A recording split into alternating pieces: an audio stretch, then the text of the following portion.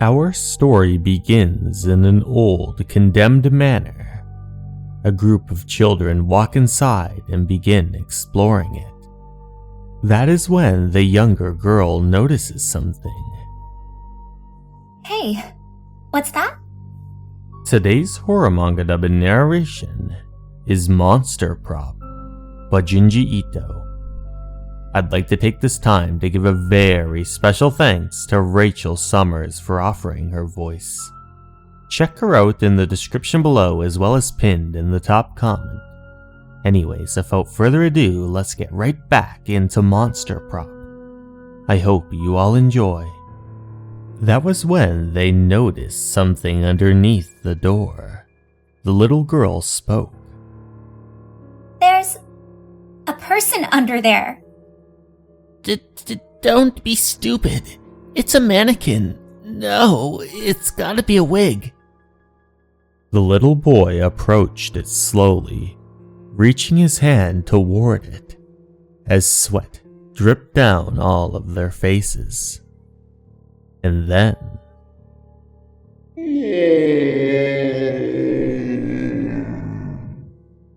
Then, in a quick burst of speed, whatever it was, slithered underneath the door as the children screamed in unison.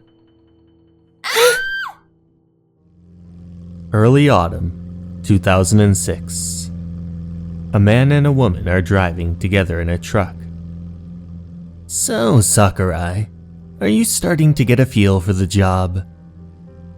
I've still got a lot to learn, and when I think how right now there are all those monster props in this very truck. What are you talking about? Haunted houses are the bread and butter of companies like ours. Oh, right. The two of them were driving together, but that was when Sakurai heard a weird noise. Takeda, there's a noise in the back, but we packed everything so carefully. Should we stop and take a look? Nah, the stuff's still packed up. It just makes that sound when we carry the monster props. I have no idea why though. And not only that, a lot of times we end up with an extra monster prop when we're tearing down the haunted house. But if we worried over every little thing like that, we'd never get any work done. The two of them arrived back at the company. I want to add some new elements to the haunted house at the theme park next year. Anyone have any ideas? You're thinking something the visitors interact with, right? But we've already done pretty much everything in that vein. Sakurai, I know you're new here, but do you have any thoughts? Well... Go ahead, let's hear it. Okay, so then how about this? A fallen sliding door on the second floor of an old house, and long hair stretches out from underneath it. Visitors have to touch the hair, but when they reach out, the hair wriggles back under the door and a woman's creepy voice suddenly moans like... But the group of them seemed to be uninterested, and Sakurai read the room. February 2007. The two of them were driving in their car once again and entered into the monster prop scene. Mr. Arakawa, we'd like to ask you for a new scary monster prop. He stared at them for a moment, with a solemn glance on his countenance. Here's what we're looking for. He stared at it for a moment, and then his eyes went bright. Oh ho, a spirit underneath the sliding door. Very interesting. I can almost see it now. The two of them sat there in silence. A few moments later, they had left his estate. That was unexpected. Didn't think old man Arakawa would take to the sliding door monster so quickly. Actually, the monster under the sliding door, it's something I saw when I was a kid. We were digging around this old house that was being torn down. The way it moaned was really scary. I never did figure out what it actually was. I still get goosebumps when I think about lifting that door up and seeing what was under it. I hope we can recreate that sense of unease with this new monster. Huh? It happened to you? At any rate, given how into it Arakawa was, this might just work out pretty well. He's a weird one, but he's good at what he does. He's basically a genius. The problem is the woman moaning. I really want it to be the same voice as I heard in that house as a kid. How can I recreate that? She clicked the recorder.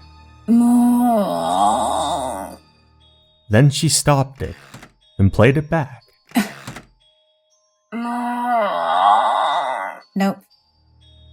June 2007. I've gotten friends, family, even a voice actor to do it for me. I tried animal cries and even musical instruments, but nothing sounds right. That moan's the key to the whole thing. And Mr. Arakawa's prop. Hey, Sakurai, what are you doing? We gotta go. Huh? Not huh. Today's the day we're picking up the prop from Mr. Arakawa. Oh, right. Once again, the two of them were journeying in the company truck. So, like, something's up with Arakawa. I called earlier, but he kept muttering this incomprehensible nonsense. The two of them stopped in front of his residence, letting themselves inside. Mr. Arakawa? Mr. Arakawa? Maybe he stepped out. But that was when our protagonist noticed a familiar sight from her childhood. It was almost perfect. It looked near identical to the memory from her past. Then, whatever was underneath the door had a smile form on its face as it launched upward. Ha ha ha ha ha. Mr. Arakawa? Ran away. Ran off on me. And it was my finest creation. Ran off so fast like the wind. But what could this all mean? You'll have to find out on the next exciting episode of Junji Ito's Monster Prop. You won't want to miss it. Stay tuned.